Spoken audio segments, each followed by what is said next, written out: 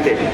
এই আন্দোলন করতে গিয়ে আমাদের অসংখ্য নেতাকর্মী তারা কারাবরণ করেছেন, নির্যাতনের শিকার হয়েছেন, মামলার শিকার হয়েছেন, হয়রানির শিকার হয়েছেন।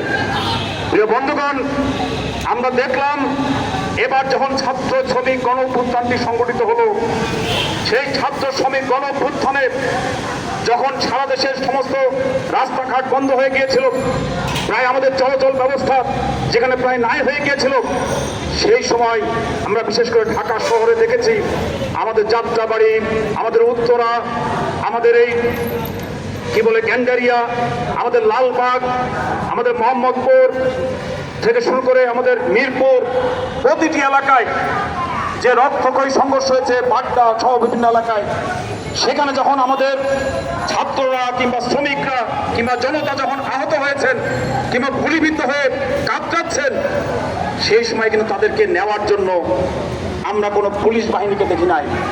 সেই সময় কিন্তু আমরা কোনো সরকারি প্রতিষ্ঠানকে দেখি নাই এই আহত মানুষগুলোকে হাসপাতালে নিয়ে যাওয়ার জন্য। বরঞ্চ আমরা দেখেছি যে হাসপাতালে মানুষ আসছিল, সেই হাসপাতালের ইমার্জেন্সি গেটে কিভাবে গুলি করে, ওই ইমার্জেন্সি গেট বন্ধ গুলি করে আমাদের মানুষকে হত্যা করা হয়েছে। তাহলে সেই সময় এই মানুষদেরকে আনা নেওয়ার কাজে অ্যাম্বুলেন্স হিসাবে ব্যবহৃত হয়েছিল আমাদের এই ইজি বাইক এবং ব্যাটারি রিক্সা। আপনারা একটি ঘটনা জানেন, আমাদের একজন রিক্সা চালক সে যখন এরকম হতাহতদেরকে নিয়ে হাসপাতালে নেওয়া করছিল, সেই সময় পুলিশ তাকে লক্ষ্য করে এবং পুলিশ তাকে ধরে এবং তাকে জিজ্ঞেস করে তুমি কি করছো। তখন আমাদের ওই রিক্সা চালকটি বলেছিল যে ভাই, এখানে তো অনেক মানুষ পড়ে আছে, দেখছি খারাপ লাগছে, এই জন্য তাদেরকে হাসপাতালে নিয়ে যাচ্ছি বাঁচানোর জন্য।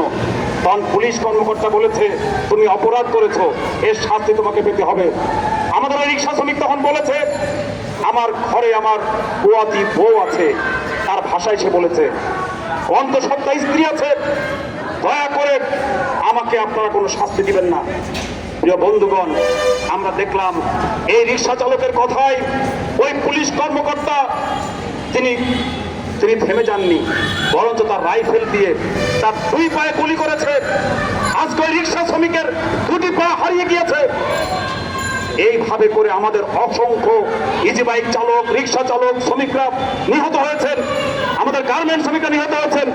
আমরা বলতে চাই যে 1000 মানুষ মারা গিয়েছে, আজকে বলা হচ্ছে তার মধ্যে আমাদের বেশিরভাগ শ্রমজীবী মানুষ, রিক্সা চালক সহ আমাদের বেশিরভাগ শ্রমজীবী মানুষ। আমরা পরিষ্কার করে বলতে চাই আজকে যে ছাত্র জনতা শ্রমিক গণ অভ্যুত্থান হয়েছে, আজকে যারা লড়াই করেছে, জীবন দিয়েছে, আমাদের রিক্সা চালকরা তারা তো দুমুঠো অন্যের জন্য লড়াই করছে, রাস্তায় চলাচলের জন্য লড়াই করছে। পুলিশের অত্যাচার, মাস্তানদের চাঁদাবাজের অত্যাচারে লাইসেন্স না পেয়ে তারা প্রতিদিন শত শত টাকা চাঁদা দিয়েছেন। আমরা পরিষ্কার করে বলতে চাই আজকে ওই যে একজন রিক্সা শ্রমিকের দুটা পা যেমন চলে গিয়েছে, অসংখ্য আমাদের ব্যাটারি রিক্সা জীবকের শ্রমিকের জীবন চলে গিয়েছে। তারা কেন এই লড়াই অংশগ্রহণ করেছিল? ছাত্রদের পাশে কেন তারা দাঁড়িয়েছিল? কারণ তারা দাঁড়িয়েছিল, তারা শুনেছিল যে তারা বৈষম্য বিরোধী আন্দোলন, তারা যে প্রতিদিন বৈষম্যের শিকার হয়, নির্যাতনের শিকার হয়, সে কারণে তারা এই লড়াই দাঁড়িয়েছিল।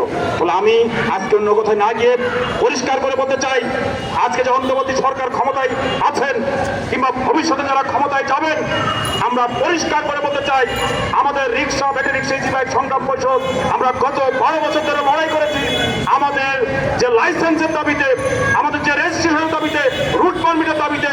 এই দাবি বাস্তবায়ন করা ছাড়া আগামী দিনে কোনো সরকার ক্ষমতা এসে যদি কোনো অপচেষ্টা নেন তার বিরুদ্ধেও কিন্তু আমরা রুখে দাঁড়াবো, আমরা সেই আহ্বান জানাতে চাই।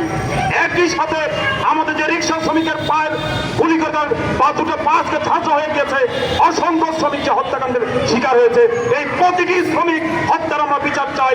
প্রতিটি পরিবারকে আজকে পুনর্বাসন করতে হবে, চিকিৎসা এবং ক্ষতিপূরণের ব্যবস্থা করতে হবে। এই ব্যাপারে যদি কোনো রকমের গরিমসি, আলসামি অথবা কোনো ধরনের আমরা পরিস্থিতি দেখি, আমরা পরিষ্কার করে বলতে চাই আমরা কিন্তু রাস্তায় নামবো। ফলে আগামী দিনে সে লড়াইয়ে এবং এই শোষণ বৈষম্যের বিরুদ্ধে আমাদের মুক্তিযুদ্ধের যে চেতনা, 90 স্বৈরাচার বিরোধী আন্দোলনের চেতনা, সেই চেতনায় এবং এবারকার ছাত্র গণঅভ্যুত্থানের যে চেতনা, আমরা বলতে চাই সেই চেতনা অনুযায়ী যদি আগামী দিনে দেশ পরিচালিত না হয়, আমরা অবশ্যই সেই লড়াই সংগ্রাম চাই রাখবো। আপনারা সেই লড়াই সংগ্রামে থাকবেন, সেই প্রত্যয় এবং প্রত্যাশা ব্যক্ত করে আমি আমার বক্তব্য শেষ